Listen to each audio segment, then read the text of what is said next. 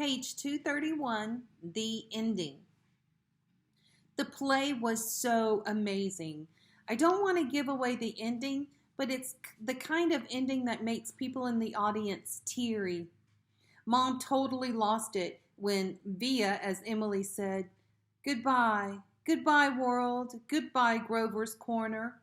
Mama and Papa, goodbye to clocks ticking and Mama's sunflowers, and food and coffee, and new iron dresses and hot baths, and sleeping and waking up. Oh, Earth, you're too wonderful for anybody to realize you." Via was actually crying when she said this, like real tears. I could see them rolling down her cheeks. It was totally awesome. After the curtain closed, everyone in the audience started clapping. Then the actors came out one by one. Via and Justin were the last ones out, and when they appeared, the whole audience rose to their feet. "Bravo!" I heard Dad yelling through his hands. "Why is everyone getting up?" I said. "It's a standing ovation," said Mom, getting up. So I got up and clapped and clapped. I clapped until my hands hurt. For a second, I imagined how cool it would be to be Via and Justin right then, having all these people standing up and cheering for them. I think there should be a rule that everyone in the world should get a standing ovation at least once in their lives. Finally, after I don't know how many minutes, the line of actors on stage stepped back and the curtain closed in front of them. The clapping stopped and the lights went up and the audience started getting up to leave. Me and Mom and Dad made our way to the backstage. Crowds of people were congratulating the performers, surrounding them, patting them on the back. We saw Via and Justin in the center of the crowd, smiling at everyone, laughing and talking. "Via!" shouted Dad, waving as he made his way through the crowd. When he got close enough, he hugged her and lifted her off the floor a little. "You were amazing, sweetheart." "Oh my God, Via!" Mom was screaming with excitement. "Oh my God, oh my God!" She was hugging Via so hard I thought Via would suffocate, but Via was laughing.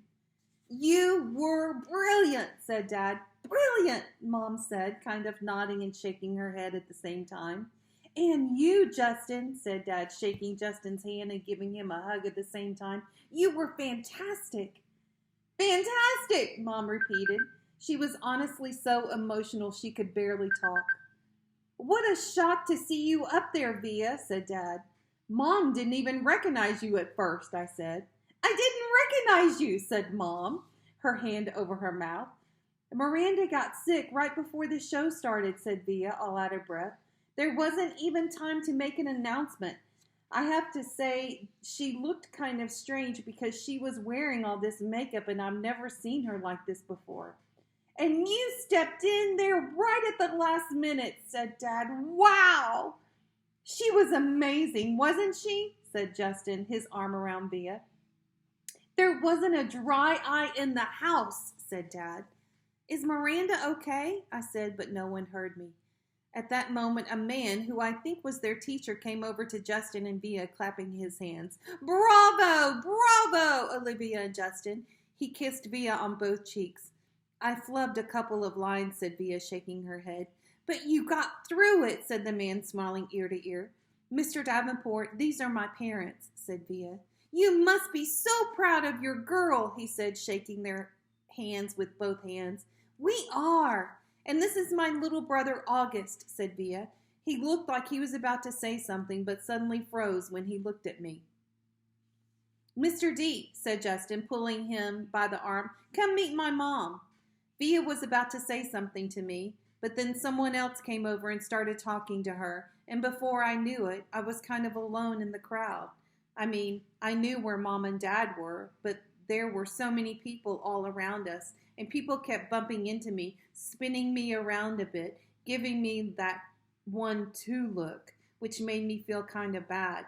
I don't know if it was because I was feeling hot or something, but I kind of started getting dizzy. People's faces were blurring in my head, and their voices were so loud it was almost hurting my ears. I tried to turn the volume down on my low-bought ears, but I got confused and turned them louder at first, which kind of shocked me.